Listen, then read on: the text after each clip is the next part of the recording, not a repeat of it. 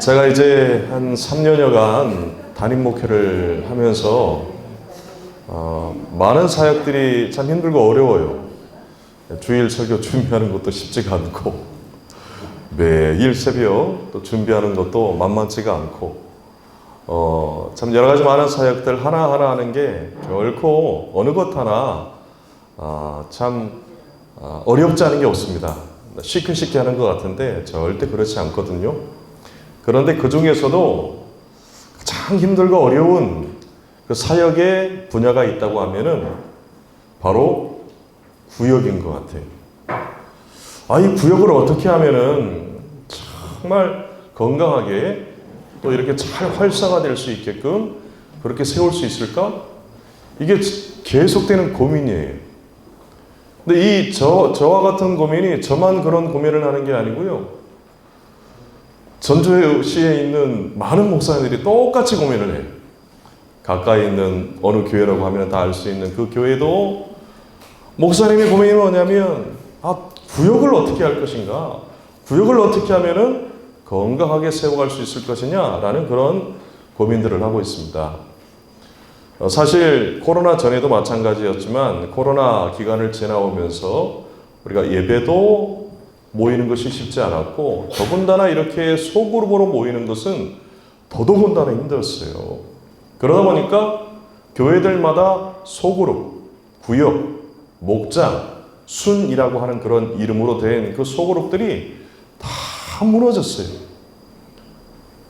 근데 과거에는 한 10년 전, 20년 전부터 해가지고 소그룹 운동이 한국 교회 내에 아주 활발하게 일어났습니다. 그래서 셀 운동이라고 하는 이름을 가지고 정말 제2의 종교개혁이다라는 그러한 구호를 외치면서 교회들마다 소그룹 사역이 아주 활발하게 일어났었어요. 자, 그런데 어느 순간 이 소그룹 사역, 이 셀도 마치 교회의 어떤 대안이 아닌 것처럼 그렇게 여겨지기 시작했습니다. 여러 가지 많은 이제 신학적인 오해들, 또 그 셀을 잘못 이렇게 한국교회에 소개하는 가운데서 여러 가지 이제 기존의 정통교회에서 그로 인한 오해들이 생겼던 것이 사실이에요. 그래서 사실은 제가 오늘 여러분들 나누어 드린 그 교재가 사실은 셀 사역과 관련된 거예요. 그런데 셀이라는 용어를 다 뺐어요. 제가 솔직하게 고백을 하고 시작을 합니다. 셀이라는 용어를 다 뺐어요.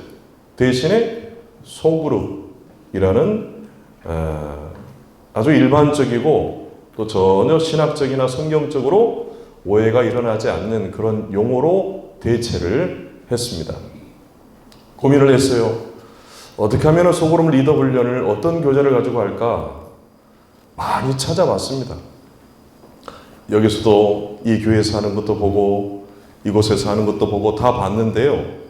여러분, 다윗이 골리앗과 싸우기 전에 여러분 사울이 자신의 갑옷도 줘서 입히고 또 자신이 가지고 있는 칼도 줘가지고 골리앗과 싸울 수 있도록 준비시키는 그런 모습이 나오거든요.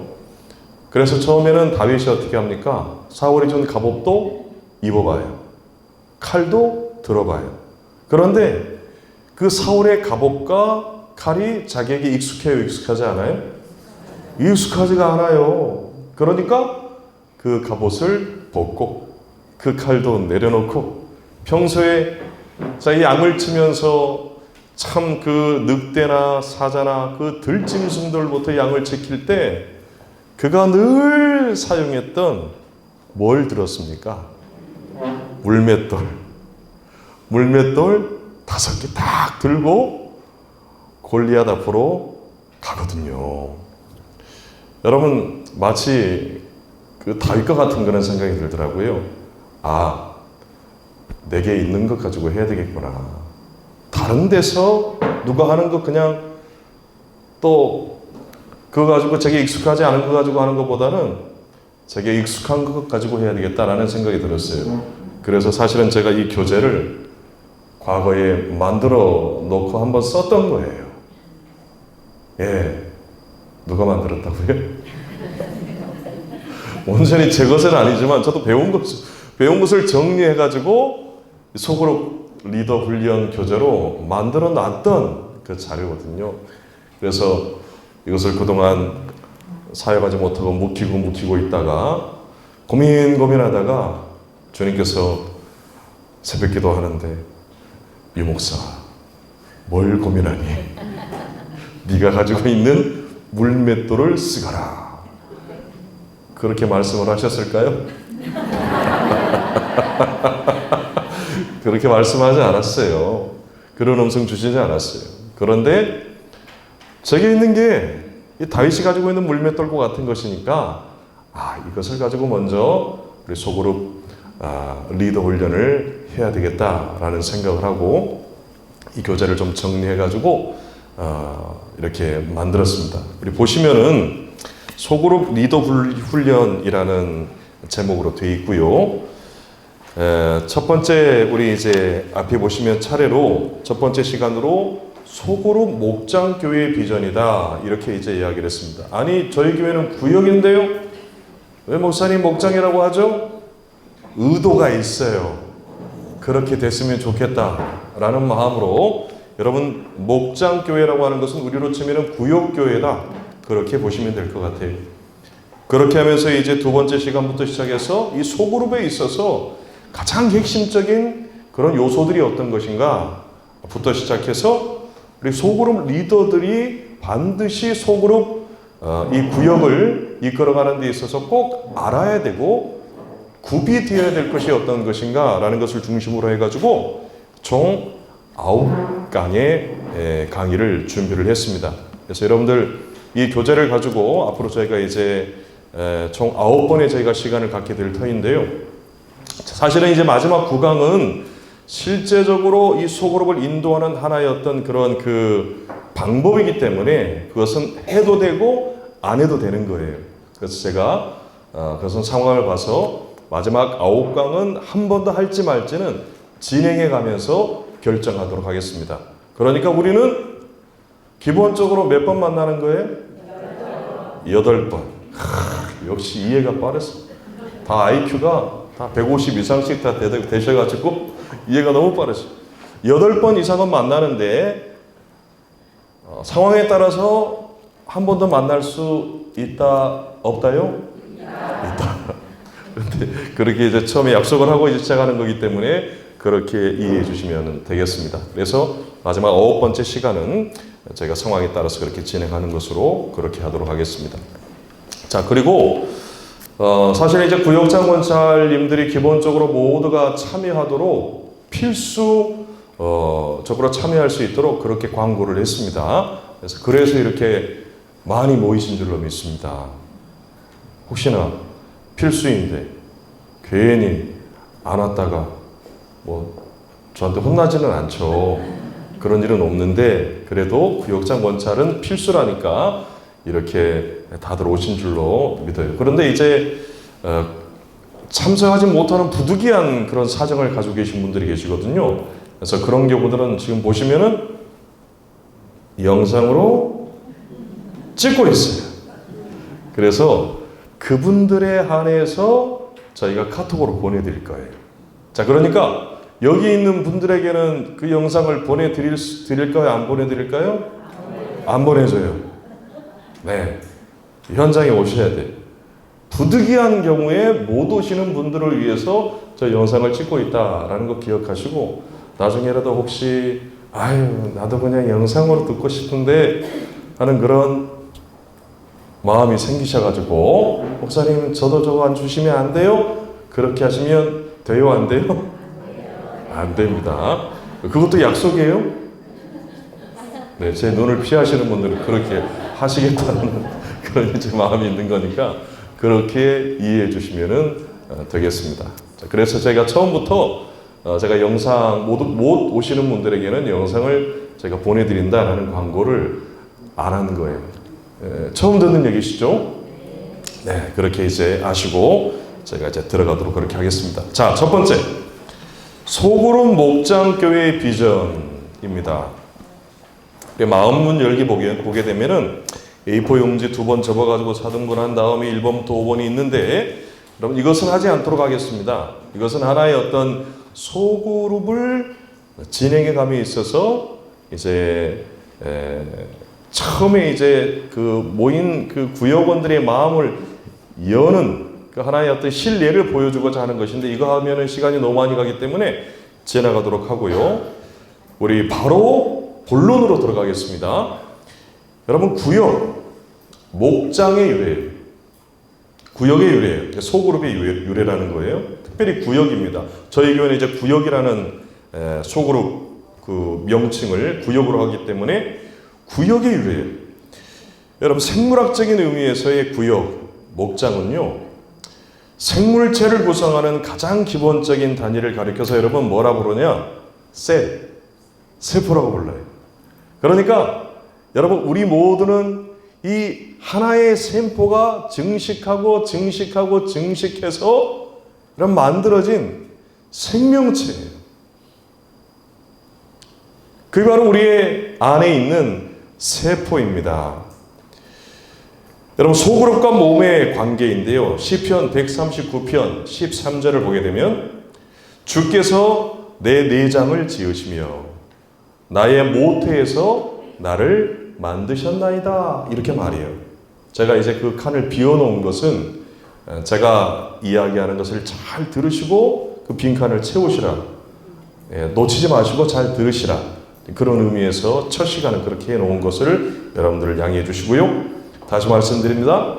주께서 내 내장을 지으시며 나의 모태에서 나를 만드셨나이다, 이렇게 여러분 성경에서 이야기를 합니다.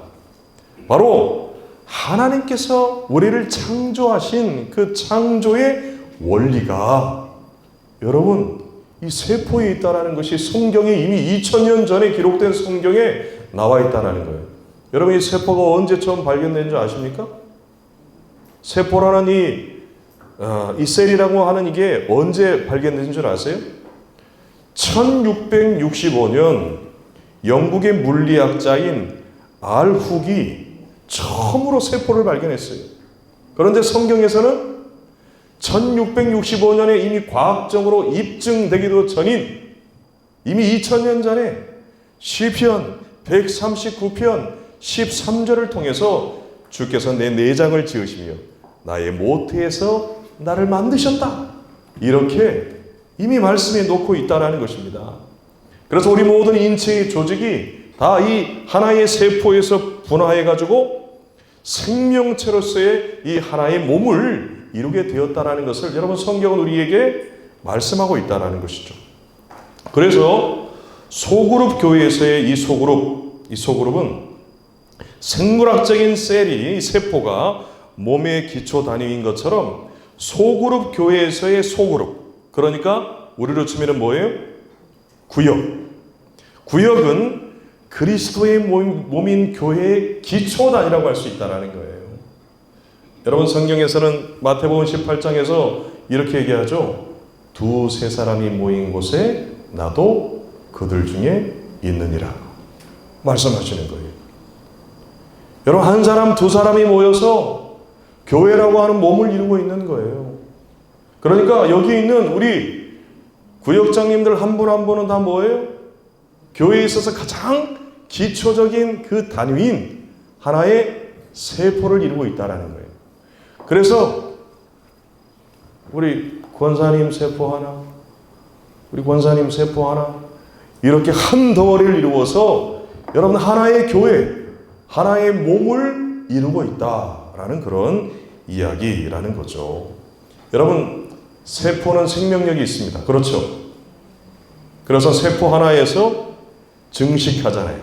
생명력이 있는 것처럼. 여러분, 교회가 하나의 세포고 또 하나의 생명력이 있다는 것을 뭘 얘기하는 거예요? 교회는 계속해서 어떻게 해요? 분화하고 증식하고, 우리 이제 교회 용어로 치면은 부흥하고 성장한다는 것을 여러분이 생물학적인 소그룹이 의미하는 그러한 영적인 그런 교훈이다라는 겁니다. 자, 그래서 소그룹 목장의 모델인 구역. 자, 그러면 우리가 이제 저희 교회는 구역이라고 하는 용어를 쓰잖아요. 그렇다면 도대체 이 구역이라고 하는 말은 어디에서 생겼을까요? 여러분, 성경을 보면은 구역이 있습니까? 없습니까? 확신이 없어요. 우리 전교인 천사도 성경 다 일독씩 이제 하고 계시기 때문에 성경을 한 번씩 다 읽으셨기 때문에 이제 성경을 쭉 보시다 보면은 구역이라는 용어가 성경에 있습니까? 없습니까? 네? 자신 있게. 네, 맞아요. 성경에는 구역이라고 하는 용어는 없어요. 자, 그렇다면 도대체 이 구역이라고 하는 말은 언제, 어떻게, 누구로부터 생겼느냐?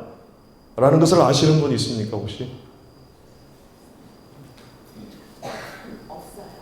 네? 없어요? 아니, 한 번이라도 들어라도 보신 분이 계시냐라 이거예요. 네? 도대체 구역이라는 말이 어디서 생겼느냐? 근데 교회 오니까 구역이 있어요. 그렇죠? 그런데 여러분이 고민해 봐야 돼. 이 구역이라는 말이 어디서 생겼느냐라는 거예요.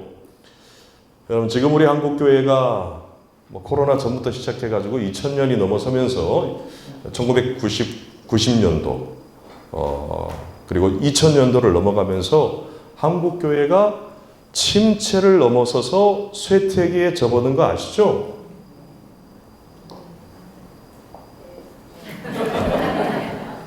여러분, 이거 인정해야 됩니다. 우리 교회는 진일교회는 수백 명이 모이니까, 또 우리 이제 새가족 오시는 거 보면 아시겠지만 올해도 벌써 이렇게 우리 한 새가족 게시판이 다 채워져 가잖아요. 안 보시나 봐요. 지금 그래서 이제 2칸 남았어요. 2칸. 벌써 2칸 남았단 말이에요. 올해 이 2칸뿐만 아니라 한 번 더 채워질 줄로 믿습니다. 왜냐하면 우리 블레싱데이 전도 초청 축제 하니까 그런 역사가 일어나기를 기대하는데요. 여러분들, 한국교회가 침체를 넘어서서 쇠퇴하고 있는 것이 여러분 현실이에요. 정말 현실입니다. 여러 가지 많은 원인들이 있어요. 많은 원인들이 있지만 교회가 쇠퇴하고 있는 것은 사실이에요. 그런데 우리가 잘 아시는 것처럼 1960년대 또 저희 신일교회가 설립된 1970년대만 하더라도요, 여러분의 한국교회는 2000년 교회 역사 가운데 이런 교회가 없을 정도로 보기 드문 급성장을 했어요. 2000년 넘는 기독교 역사 가운데 이렇게 부흥하는 교회가 없을 정도로 여러분, 그 짧은 시간에 엄청나게 부흥하는 교회가, 성장하는 교회가 한국교회였어요.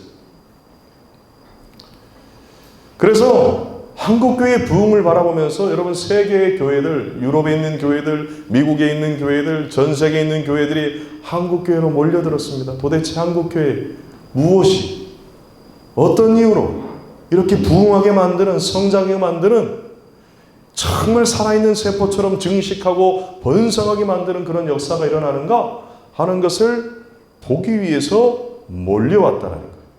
그리고 그 대표적인 교회가 어떤 교회였느냐? 세계 교회들이 주목했던 교회가 하나 있어요. 어떤 교회일까요? 역시 잘하시네요. 여의도 순복음교회였습니다. 여러분, 잘 아시는 것처럼 한때 여의도 순복음교회가 등록교인만 70만 명이 넘었잖아요. 70만 명이면요, 저희 전주시 인구가 몇 명이죠? 네? 57만? 60만 좀 안 되죠? 네. 전주 시민보다도 더 많은 거예요. 그러니까 전주 시민 전체가 이 순복음교회를 다니는 그런 때가 있었단 말이에요. 그러니까 여의도 순복음교회를 주목을 했습니다. 그런데 여러분, 이 여의도 순복음교회가 놀라운 치유와 기적과, 그럼 조영기 목사님 좀 연세가 많이 드시고 좀 나이가 드시면서 세상 말로 좀 돌아가신 분 얘기하면 여러분 그렇지만 좀 변질됐다, 어땠다 이런 얘기도 하지만, 젊었을 때 그분 설교 혹시 들어보신 분 계십니까? 직접. 저는 직접 들어보지는 않았습니다만은 언젠가 한번 유튜브를 통해서 이분이 제 나이 때 어떻게 설교했는지 한번 궁금해가지고요, 한번 그때 비슷한 나이 때 어떻게 설교했는지를 제가 한번 봤습니다. 와, 엄청나게 설교를 잘하셨다. 와, 설교도 잘하셨어요. 놀라운 치유의 기적이 일어났어요. 그런데 여러분, 그것만으로도 교회가 그렇게 부흥하는 것은 아니었어요. 여러분, 아무리 조용기 목사님이 막 날고 긴다 하더라도요, 여러분 70만 명이나 되는 그 많은 성도들로 어떻게 돌봅니까? 어떻게 관리합니까? 여러분, 출애굽기를 보게 되면 모세가 정말 200만 명이 넘는 이스라엘 백성들을 이렇게 이끌어 와서 광야를 지나서 이제 가나안 땅을 향해 가는데, 모세 혼자 어떻게 그 수백만 명의 사람들을 다 돌봐요. 그래서 정말 어찌할 바를 모르고 있는 그 모세에게 그의 장인 이드로가 어떤 제안을 하죠?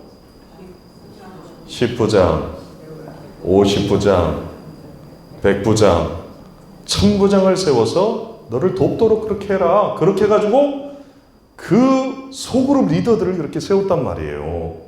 그래서 그 수많은 수백만 명의 이스라엘 백성들을 여러분 그 광야 40년 동안 그렇게 이끌어갈 수 있었다는 겁니다. 그러니까 조용히 목사님도요, 개척한 지 이제 교회가 이제 부흥하기 시작했을 때 여러분 언제쯤 그런 고민을 했냐면요, 모세 같은 고민을 했냐면 600명이 넘어갈 때 그런 고민을 했대요. 몇 명이요? 600명. 저희 교회보다 더 작을 때입니다. 저희 교회가 등록교인이 그래도 1600명이 되니까 저희보다 훨씬 한 3분의 1 정도 작을 그때예요. 600명쯤 성장하자 이 조용히 목사님이 판단한 거예요. 내가 아무리 설교를 잘하고 또 내가 아무리 치유의 은사가 뛰어난다 하더라도 이 수백 명의 사람을 내가 혼자 다 돌보고 또 섬기는 게 이거는 도저히 인간적으로 불가능한 일이다 인정했어요. 그리고는 이분이 연구를 합니다. 어디를 연구하기 시작했느냐? 모델이 있어요. 그 모델이 어디였냐면은 서울 영락교회였어요. 서울 영락교회가 그때 한 2,000명, 3,000명 모일 그때였거든요. 그런데 영락교회를 보다 보니까, 이분이 연구하다 보니까 거기에서 구역이라고 하는 것을 발견하게 됩니다. 이때 처음으로 생긴 거예요, 구역이.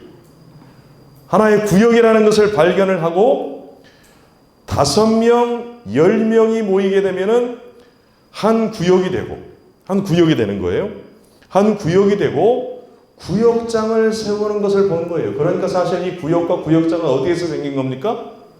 영락교에서 생긴 거예요.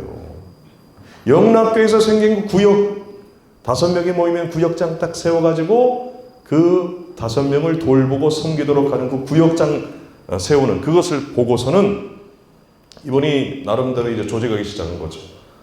5명이 모이면은 1명의 리더를 세우고 또 5개의 구역이 모여서 5명의 구역장이 생기게 되면은 1명의 교구장을 세우고 또 이 5개의 교구가 모이게 되면은 그러니까 25개의 구역이 모인 하나의 교구, 그 교구가 5개가 모이게 되면 대교구장을 세워가지고 그렇게 교회를 돌보고 교회를 관리하고 섬기기 시작했다라는 겁니다.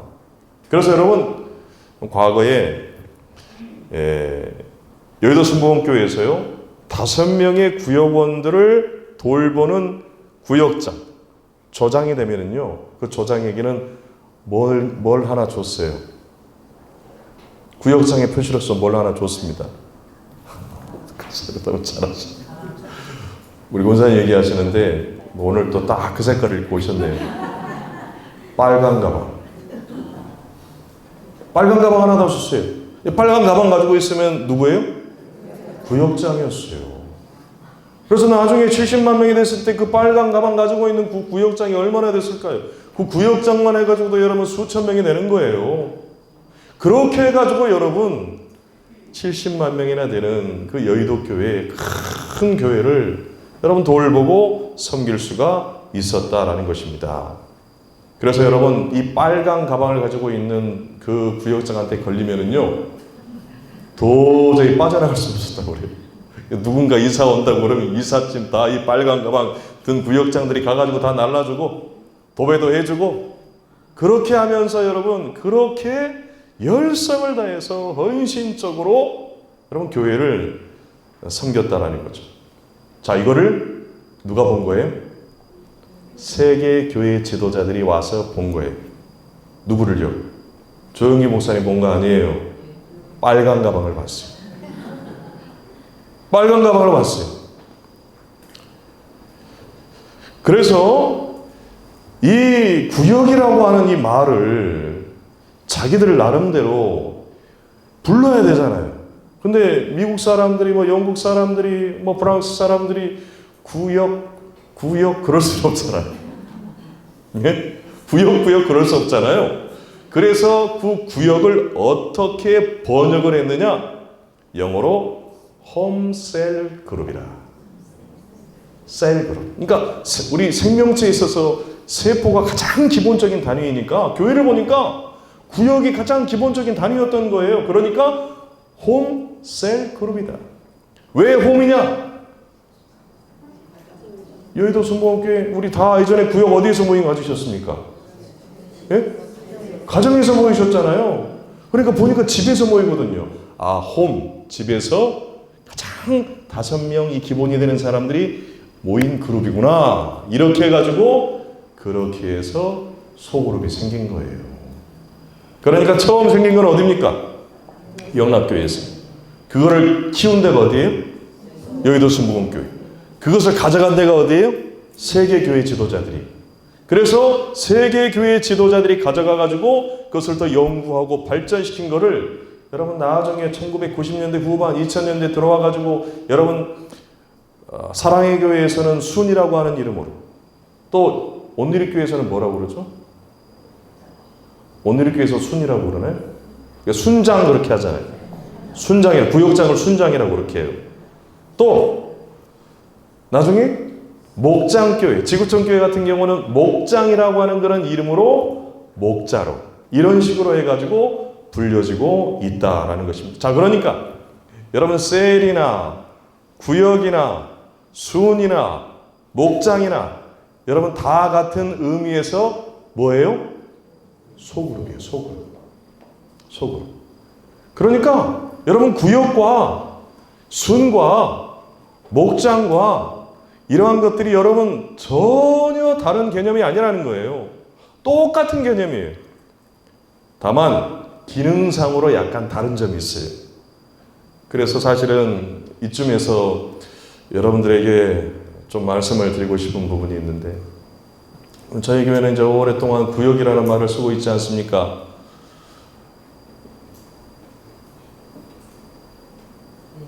이 구역을 다른 용어로 바꾼다고 했을 때 여러분들 어떻게 생각하세요? 얼굴이 심각해져요. 심각해져요. 제가 얘기했잖아요. 목장이나 순이나 다 뭐라고요? 다 소그룹이라고요. 그런데 여러분 우리는 구역 아니면 안 돼요. 아니 무슨 목장이 뭐고 순이 뭐고 그런 말이 어디 있어요? 그렇게 오해하시는 분이 있을까요? 없을까요? 없어요? 있어요. 솔직하게 얘기해요. 있어요. 저는 이제 사병 출신입니다만은 우리 지난 5월에 저희 목사님들과 장로님들이 탐방을 다녀온 교회 중에 청주에 청주 서남교회가 있거든요. 우리 그 청주 서남교회 키즈 카페하고 스터디 카페에 올려놓은 거 여러분 보셨습니까? 유튜브에? 유튜브 들어가시면 그 쇼츠 영상으로 올라가 있거든요. 이 청주 서남교회도 저희 교회랑 비슷한 사이즈예요. 역사도 고만고만해요. 그런데 그 교회에 장승권 목사님이라는 분이요. 6년 전에 오셔가지고요. 오신 지 1년 만에 구역을 목장으로 바꿔버렸어요. 코로나 기간 동안에 오예배 안 드렸잖아요. 이때다 싶어가지고 오예배 없애버리고 이 소그룹 목장 모임으로 하는 것으로 바꿔버렸어요. 그리고 수요일도 우리는 오전 저녁 모이잖아요. 거기 똑같이 그렇게 했어요. 수요일을 목장 예배 시연으로 바꿔버렸어요. 그러니까 뭐에 집중을 하는 거예요? 소그룹에 집중하는 그런 사역을 한 거예요. 근데 그분은요, 저는 사병 출신이라서 그런 배포가 아직은 없는데 그분은 장교 출신이에요. 군목 출신. 여러분, 군인은 뭐예요? 안 되면 되게 하라. 이런 아주 그냥 군인 정신 가지고 그렇게 하고 계시더라고요. 그래서 이제 그 목사님을 언제 한번 모실까 고민을 하고 있는데 모셔도 될지 어떨지 모르겠어요. 너무 파격적으로 하고 있어가지고 그래서. 근데 여러분, 그 교회 장로님들이 너무 좋아하시더라고요. 워낙 교회가, 그러니까 청주서남교회 하면은요, 여러분들 그 청주에 가면은 청주 상당교회가 가장 큰 교회예요. 그러니까 총회를 할 수 있을 정도의 규모니까, 여러분 우리 대한민국에서 총회를 열 수 있는 교회가 몇 안 돼요. 많지 않아요.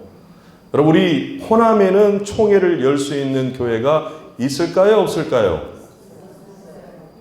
있다면 몇 개 있을까요? 한 개. 오이 권사님 너무 잘하시네. 이리신강교회 하나밖에 없어요. 네. 그런데 이 청주에도 하나 딱 있거든요. 충청도에는 여러 군데가 있는데 청주에 그 청주 상당교회가 그 총회를 열 수 있을 정도로 그 엄청난 그런 부대 시설을 가지고 있거든요. 자, 그런데 청주 서남에서 청주 상당이 떨어져 나갔어요. 그러니까 떨어져 나간 교회가 더 잘 됐으니 여러분 솔직히 배 아파요, 배 안 아파요? 솔직히 우리 청주 서남 아니니까 생각을 해보세요. 배 아파요, 안 아파요? 배 아프죠? 솔직히 인간적으로 배 아파요. 청주 서남이 엄청나게 배 아파했어요. 그래서 이 목사님 오셔가지고 교회를 새롭게 체제를 바꾸고 정말 성경의 원형에 나와 있는 그 교회의 모습으로 탈바꿈시키면서 코로나 기간 가운데서도 교회가 정말 뜨겁게 부흥하기 시작하니까요. 여러분, 그렇게 목장으로 바꾸든 오후 예배를 그냥 없애고 또 구역 예배로 하든 이렇게 해도 따라갔을까요? 안 따라갔을까요? 따라가더라고요. 모르죠. 다 성도들은 다 만나서 이야기 들어보지 않았으니까 속 사정이야 모르지만 그래도 그 장로님들이 너무 좋아하시면서 그 목사님 목회를 전폭적으로 지지하면서 그렇게 따라가는 그런 모습을 볼 수가 있었습니다. 사실은 올해 저희가 이제 오후 예배 저희는 청주 서남이 그렇게 해서 그렇게 하는 게 아니고요. 저 평소 제 생각도 그랬어요. 그러니까 오후 예배에 한 번 정도는 구역 예배로 모이면 어떨까 그렇게 생각을 해가지고 한 달에 한 번은 좀 구역 예배로 좀 모일 수 있도록 오후 예배를 그렇게 한번 시도하려고 했으나 아직은 이런 공감대가 형성이 안 된 것 같아요. 자, 그래서 이런 소그룹 리더 훈련을 하는 목적은 뭡니까? 그런 생각을 함께 공유하기 위함이에요. 제가 이렇게 하고 싶으니까 여러분들 이렇게 따라오십시오. 여러분들 막 그냥 설득시키고 막 그냥 그렇게 하려고 하는 목적이 아니고 우리가 성경에 나오는 교회의 모습, 왜 우리가 소그룹이 중요한가라는 것들을 우리가 함께 살펴보면서 같은 생각을 갖고 제가 가지고 있는 생각, 그 생각이 옳다라는 게 아니에요. 이게 절대적이라는 게 아니에요. 이게 전부라고 하는 게 아닙니다. 여러분들이 그렇게 함께 공감하시고 동의하시고 마음속으로 인정하신다고 하면은 우리도 그렇게 할 수 있지 않을까? 그런 생각인 거죠. 그것을 위해서 이 소그룹 리더 훈련을 하는 것은 아닙니다.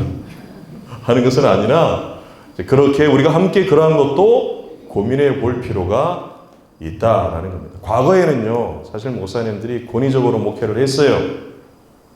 네, 목사로서 인정을 합니다.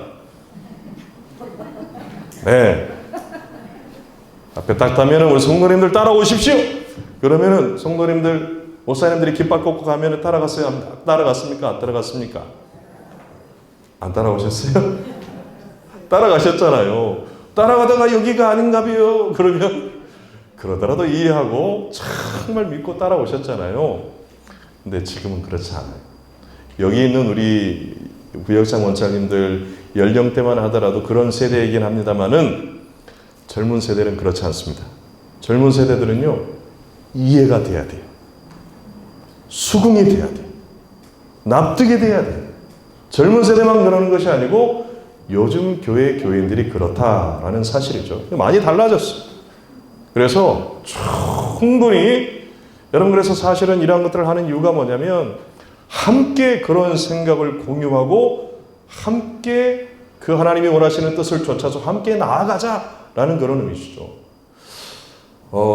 제가 이제 미국에서 그 로버트 클린턴 박사로부터 교회 리더십에 대해서 이제 배우는 가운데 참 크게 저에게 와닿았던 게 뭐냐면, 여러분, 리더의 역할은 뭐냐면요, 리더는 나를 따르라 그런 리더가 아니고, 사실 하나님께서는요, 교회 공동체의 성도들에게 여러분 하나님의 뜻을 보여주세요.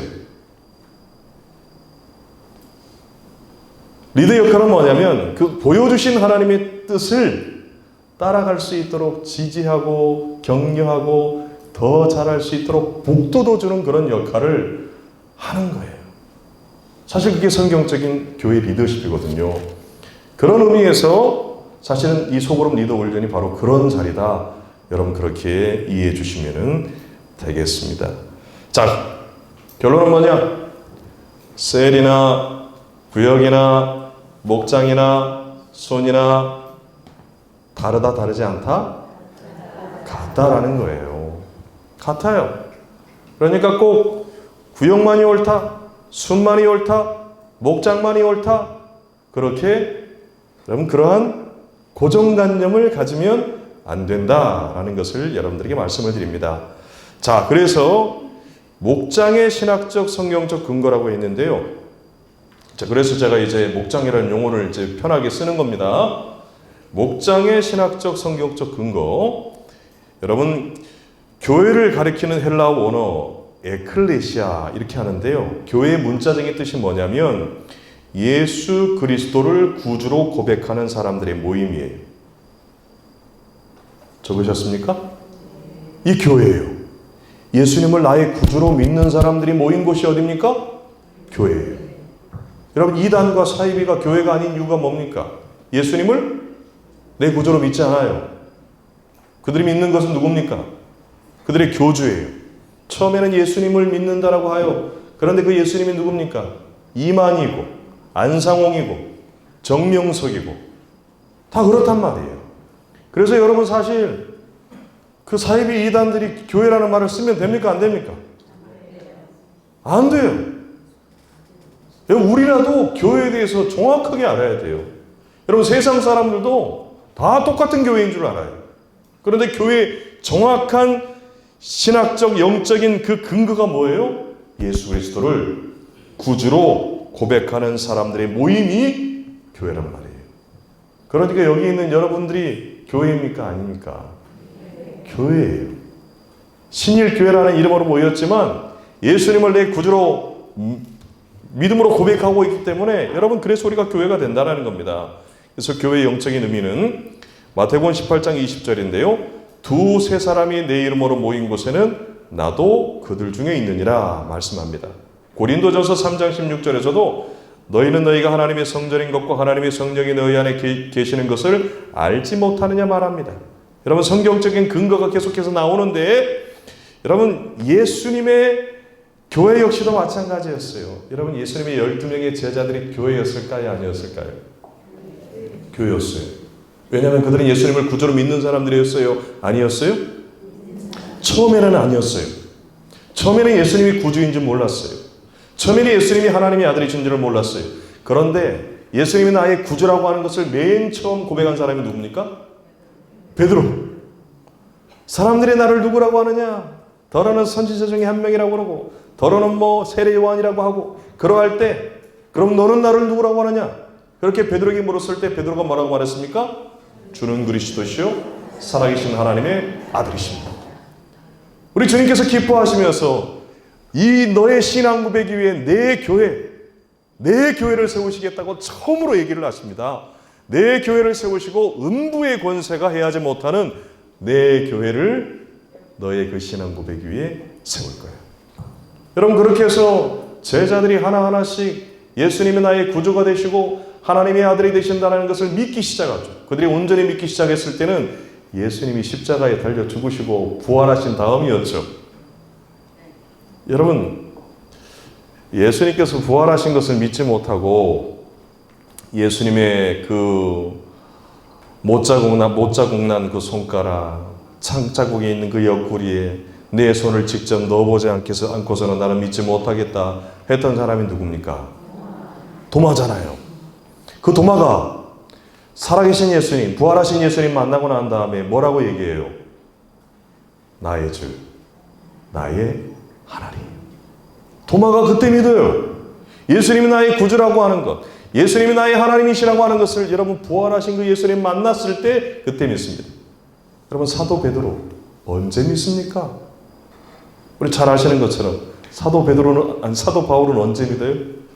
다메섹 도상에서 예수님의 교회를 핍박하고 그들을 잡아 죽이려고 하는 그 도상에서 정말 저 해보다도 빛난 빛 가운데서 나타나신 부활하신 예수님을 만났잖아요. 그리고 나서 저 예수님이 구약에서 예언한 메시아, 구주, 하나님이 되신다는 것을 그가 그때 믿은 거예요. 그래서 그 믿음을 가지고 여러분, 그 믿음을 가진 사람들을 여러분 세우기 위해서 전도 여행을 떠난 것 아닙니까? 그 고백에 위해서 세워진 교회들이 사도 바울이 가는 그 발길이 닿는 곳마다 세워지게 되고, 그래서 그 발길이 이어져서 2000년이 지난 이후에 여러분 오늘날 이렇게 신열교회가 이 신앙 고백 위에 우뚝 서 있는 건 아니에요? 여러분, 그겁니다. 그래서 예수님의 그 제자들 역시도 하나의 교회였다라는 거예요. 여기 보면 이제 마태복음 10장 2절 4절에 12명의 제자들이 다 나오죠. 자, 자세하게 다 말씀드릴 수는 없지만 여기서 또 보면은요, 사실 12명이 4명씩 나뉘어지는 것을 볼 수 있어요. 자, 여러분들에게 묻습니다. 이 12명에서도 구역장이 있었을까요? 없었을까요? 우리로 치면 목자가 있었을까요? 없었을까요? 예? 있었을 것 같아요? 있었을 것 같으면은 그 성경적인 근거가 있어야 되잖아요. 답은 있었을 것 같아요가 맞아요. 자, 오늘 성경을 보면은요, 잘 보세요. 거기를 보시면은 4명씩 세 그룹으로 되어 있는 것을 볼 수 있습니다. 예? 보시면은요, 베드로가 제일 먼저 나와요. 그렇죠? 그런 다음에 안드레, 야고보, 요한이 나옵니다. 여러분, 이 네 사람, 특히 세 사람, 네 사람은요, 항상 같이 다닙니다. 항상 같이 다녀요. 그리고 가장 먼저 나오는 이름이 누구예요? 베드로예요. 다른 성경에서 소개할 때도 마찬가지입니다. 그리고 두 번째 그룹이 빌립부터 시작하는 것을 볼 수 있어요. 빌립, 바돌로메, 도마, 마테. 이 4명이 한 그룹이에요. 자, 그러면 이 중에서 리더 역할을 했던 사람은 누구였을까요? 빌립. 그렇죠? 그리고 마지막으로 세 번째 그룹이 어떤 그룹이냐? 야고보, 다데오, 시몬, 그리고 가룟니다. 여기에서는 리더 역할을 누가 했어요? 야고보가. 그렇게 한 것으로 그렇게 보게 됩니다. 그러니까 여기서 우리가 알 수 있는 것은 뭐냐면 예수님도 여러분 12명 몇 명 되지도 않잖아요. 아유, 12명 우리도 그냥 12명 하겠다. 그렇게 생각이 들 수 있겠는데 예수님도 어떻게 했어요? 그 안에서도 소그룹을 나누어 가지고 여러분 그들을 돌보고 섬기고 정말 첫 교회로서 12명의 제자들을 세워갔다는 것을 볼 수 있다는 겁니다. 자, 이러한 소그룹의 원리가 초대 교회의 가정 교회들마다 똑같이 일어납니다. 빌레몬서 1장 2절이에요. 우리 함께 이 말씀을 읽습니다. 시작. 우리와 함께 병사된 악기 뽑아 내 집에 있는 교회에 편지하노니. 자, 어디에 교회가 있습니까? 집에 있는 교회예요. 라오디게아도 마찬가지예요. 그 그 여자의 집에 있는 교회에 문안하고 이렇게 말하고 있습니다. 그러니까 초대교회는요, 이렇게 소그룹으로 이루어진 가정 중심의 공동체였다라는 것을 알게 됩니다.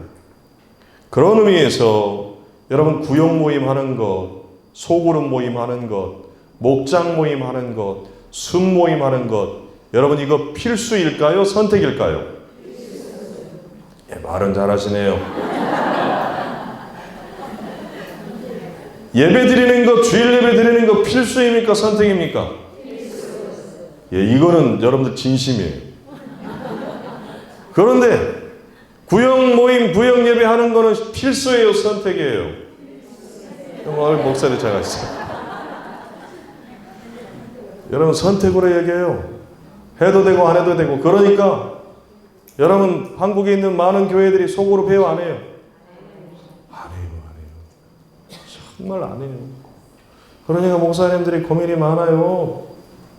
어떻게 해야 될지는 몰라요. 왜냐하면 주님이 원하시는 교회는 해야 되겠는데 성경을 보면은 성전에서도 모이고 집에서도 모이는 이런 모임이 이루어졌을 때 교회가 능력 있게 성장하고 오늘날에도 그런 교회들이 성장해요. 여러분 정말이에요. 여러분 그런 교회들은 코로나 가운데서도 더 부흥했어요. 정말 그렇습니다. 저 거짓말 아니에요. 진짜예요. 소그룹이 죽지 않고 살아있는 교회들은요, 코로나의 이 엄청난 환란 가운데서도 더 부흥했다니까요. 그러니까 우리가 고민이 되면 안 돼요. 소그룹을 놓칠 수가 있습니까? 없습니까? 놓을 수가 없는 거예요. 사실 여러분 저도 이 늦은 시간에 집에서 편안하게 그냥 쉬고 주일 준비하고 있으면은요, 저도 편해요. 사실 이 시간 저 주일 설교 준비하는 시간이거든요. 금요일 전까지는 끝내야 되니까. 오늘 사실은 이제 설교 대지만 잡아놓고 사실은 이제 첫 번째 대지까지는 제가 이제 완성을 해야 되는데 이거 준비하느라고 못했잖아요. 마음이 엄청 부담이 크잖아요. 인간적인 마음으로는 안 하고 싶어요.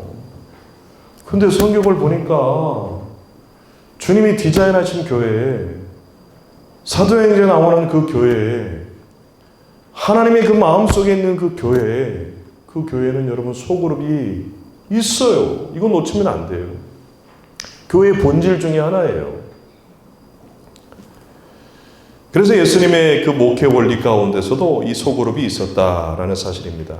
여러분 소그룹은 구역과 여러분 목장 모임, 이 순모임은요 선택이 아닌 필수다라는 겁니다.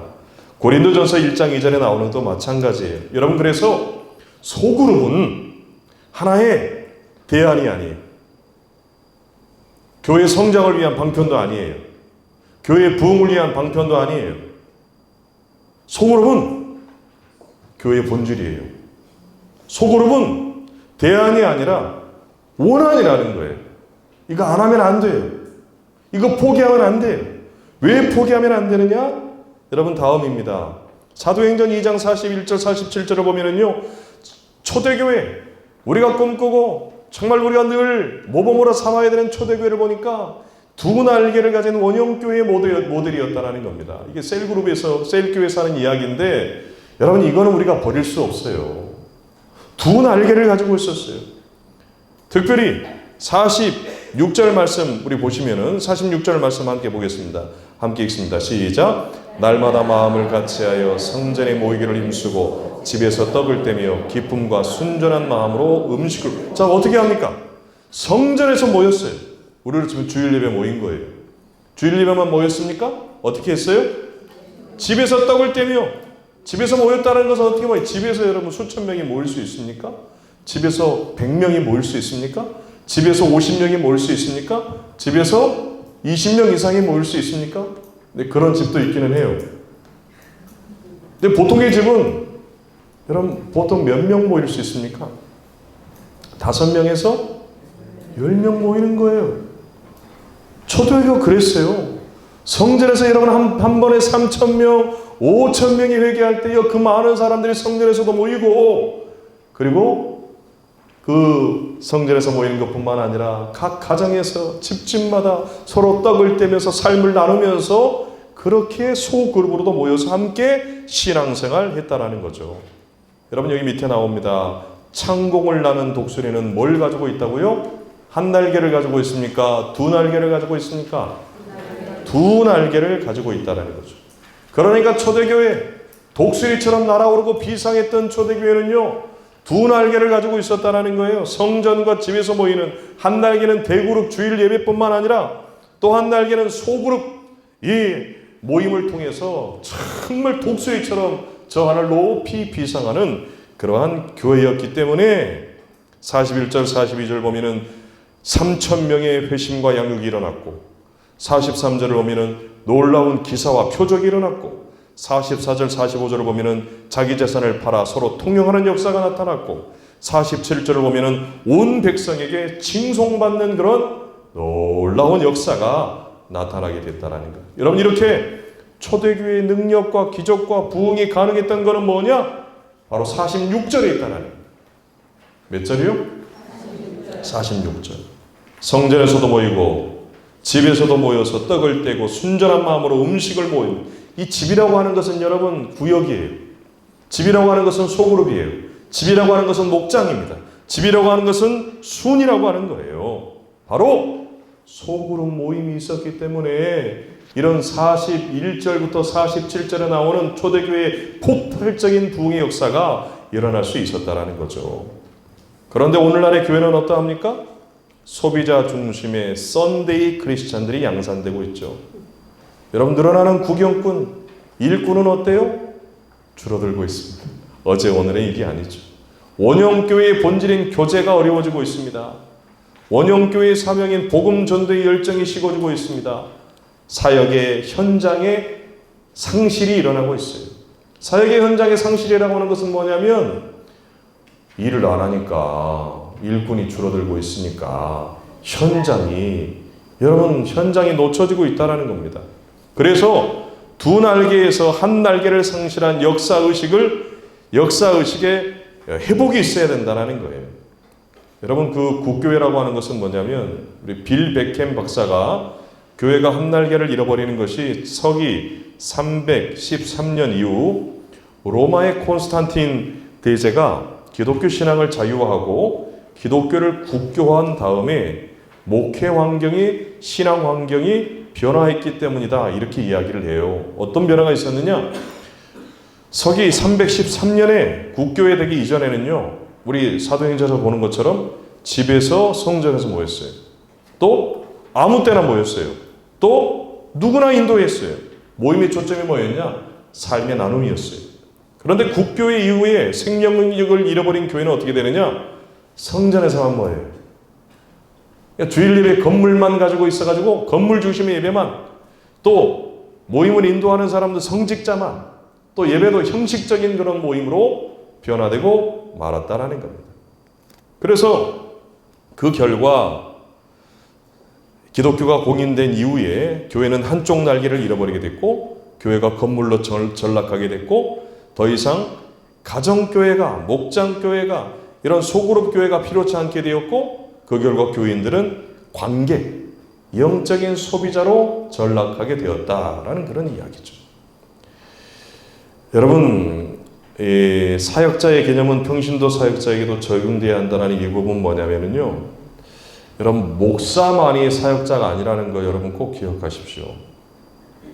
여러분 그 하나님의 백성을 부르는 이 클레로스라고 하는 그 헬라어는요, 성직자를 가리키는 게 아니래요.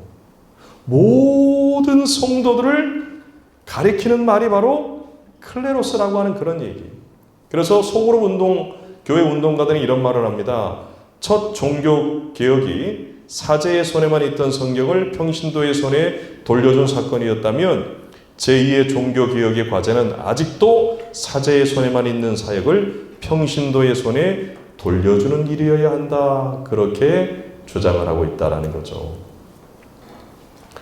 자, 그러나 목회 지도자의 역할을 성경적으로 다시 조명을 해야 되는데요.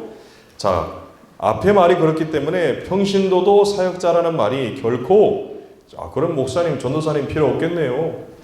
다 사역 우리 평신도들이 하면 되니까 목사님이 무슨 필요가 있고 전도사님이 무슨 필요가 있습니까? 그런 의미는 아니라는 거예요. 목회자는 여전히 존중받아야 될 그런 역할을 가지고 있는데 에베소서 4장 11절 12절에 여러분이 그 말씀이 나옵니다. 우리 이 말씀 함께 읽어보겠습니다. 시작.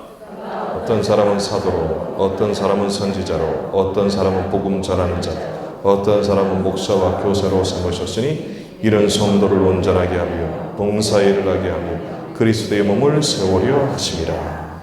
자, 목회자의 역할은 뭐냐면요, 성도들을 온전하게 해서 사역할 수 있도록, 일할 수 있도록, 봉사일을 할 수 있도록 그리스도의 몸을 세우는 그런 역할을 하는 거예요. 제가 지금 그 역할을 하고 있는 거예요. 여러분들이 구역장으로서, 여러분들이 권찰로서, 또 목자, 부목자로서, 순장으로서 그러한 이 봉사일을 통해서 교회를 세울 수 있도록 여러분들을 지금 어떻게 하고 있어요? 구비시키고 있는 게 제 역할이죠. 그러니까 저희 목회자들이 필요해요, 안 필요해요? 네, 뭐 필요 없다고 그러면 어쩔 수 없는 거죠. 필요해요. 그런 의미에서 필요하다는 겁니다. 자, 그래서 우리 그 영어로 You can be a leader 그렇게 되어 있는데요. 이것은 뭐 당신도 리더가 될 수 있습니다. 이제 그런 말인데 우리 그 밑에 있는 모든 성도는 사역자로 부름받았습니다. 우리는 우리의 모든 것이 사역의 장입니다. 우리의 모든 날이 사역의 날입니다. 우리 이 밑에 나와 있죠? 나와 있습니까? 네. 자, 그거를 여러분 함께 읽어보도록 하겠습니다. 시작. 사역자로 부름받았습니다. 우리의 모든 것이 사역의 장이다. 우리의 모든 날이 사역의 날이다. 아멘. 목사만이, 전도사만이 사역자로 부름받은 게 아니라는 거예요. 여러분 제발 교회에서 목사, 전도사만이 사역자다 그런 얘기 안 하셨으면 좋겠어요.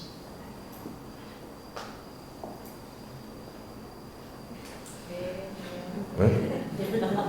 여기 계시는 여러분 모두가 다 사역자입니다. 이거 인정하셔야 되는데 여러분 모두가 사역자인 줄로 믿습니다. 네, 성경이 이렇게 얘기하고 있는 거예요. 그리고 우리의 모든 것이 사역의 장이라고 하는 것은 뭐냐면요, 여러분 교회에서만이 사역의 장이 아니라는 거예요. 우리 가정에서 가사일을 해도요, 그게 바로 우리의 사역이에요. 직장에서 직장일 하는 것도 여러분 사역이에요. 그럼 이제 다윗에 대해서 제가 계속해서 나누겠지만, 여러분 다윗이 왕으로 부름을 받았잖아요. 그런데 다윗이 왕으로 부름받기 이전에 언제 하나님께서 그 다윗을 눈여겨보셨을까? 여러분 한번 좀 생각을 해보세요. 언제 다윗을 눈여겨봤을까요? 제 사울을 이어서 두 번째 왕으로 세워야 되겠다. 하나님께서 마음 먹으셨을 거 아니에요. 뭘 보고? 네? 지난 우리 얘기했던 것처럼 머리에 피도 안 마른 그 꼬마를 뭘 보고 이스라엘의 왕으로 세우시려고 마음 먹었을까요? 양을 치는 그 일터에서 다윗이 하나님께 인정받은 거 아니에요? 모든 곳이 사역의 장이다라는 것이 바로 그런 의미입니다. 그리고 우리의 모든 날이 사역의 날이라고 하는 것은 뭐냐면 주일만 거룩한 날이 아니에요.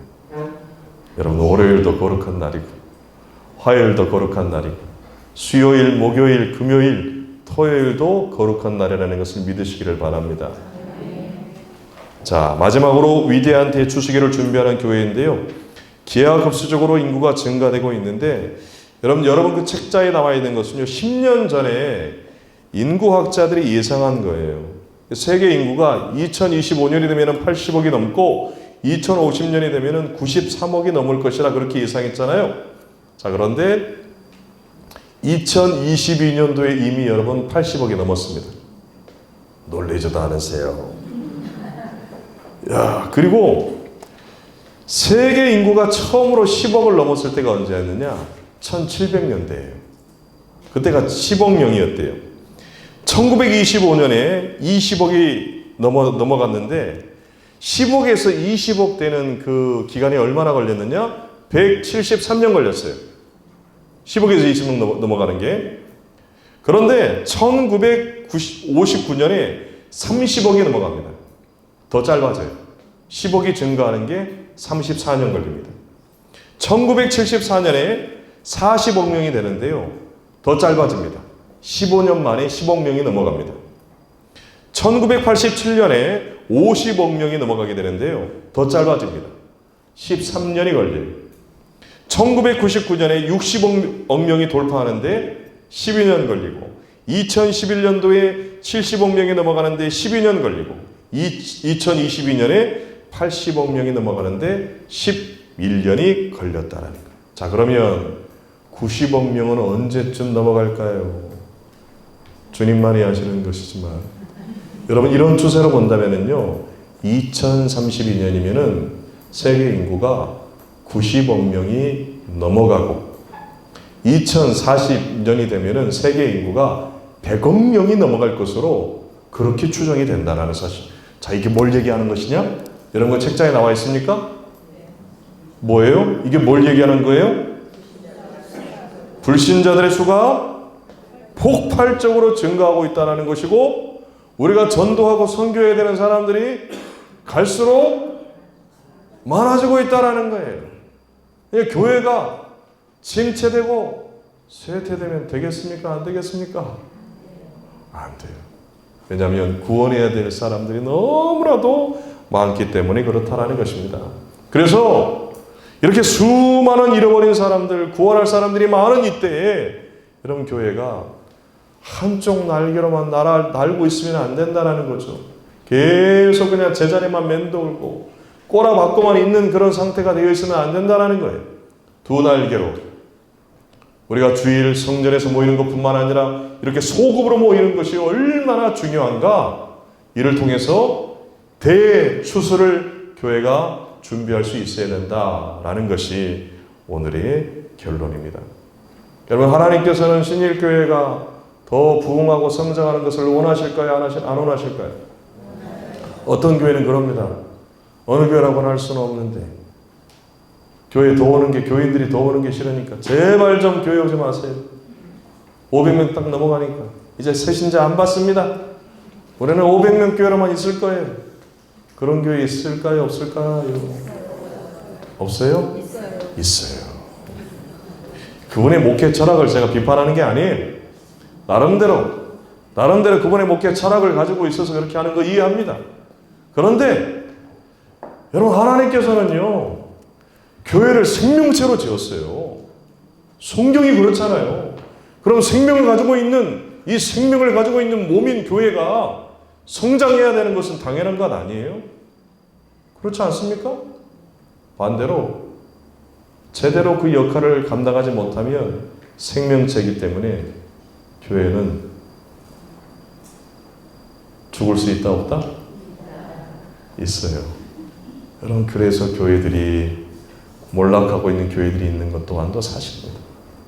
그러나 오늘 이렇게 서울읍 리더 훈련에 이렇게 많은 구역장 원찰님들, 우리 성도님들이 오는 데에는 정말 주의 몸된 신일교회가 더 하나님이 기뻐하시는 교회가 되고, 이 마지막 때 우리 지역에, 우리 주변에 잃어버린 많은 영혼들을 구원해내는 그 사명을 감당하기를 원해서 이 자리에 나오신 줄로 믿습니다. 아멘을 안 하시는, 그런 아멘 안 하시는 그런 마음을 가지고 나오지 아니하고 목사님이 나오라고 하니까, 우리 정성인 목사님이 막 전화해서 나오라고 하니까, 우리 양형식 목사님, 이성신 전도사님, 또 정수진 목사님 막 전화해가지고 안 나오면 안 된다고 그러시니까 나오셨더라도 여러분, 이 하나님의 마음을 깨달아 알아서 정말 하나님이 기뻐하시는 교회로 신일교회가 더욱더 굳게 세워져 갈 수 있기를 간절히 바랍니다. 기도하겠습니다. 사랑과 은혜가 풍성하신 아버지 하나님, 주님께서 디자인하신, 주님께서 세우신 교회는 성전에서도 집에서도 모였던, 정말 하나님이 기뻐하셨던, 하나님이 귀히 쓰셨던 초대의 교회와 같은 그러한 교회인 줄로 믿습니다. 그런 교회가 사도행전 2장에만 나오는 것이 아니라 오늘 이 시대 가운데 우리 전주 땅, 이 효자동, 이 신일교회를 통해서도 계속해서 이루어가기를 원하시는 줄 믿습니다.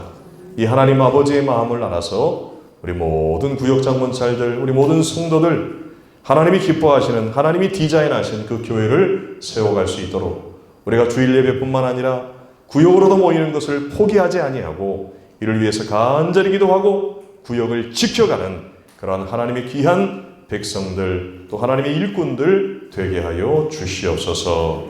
예수님의 이름으로 기도드립니다. 아멘.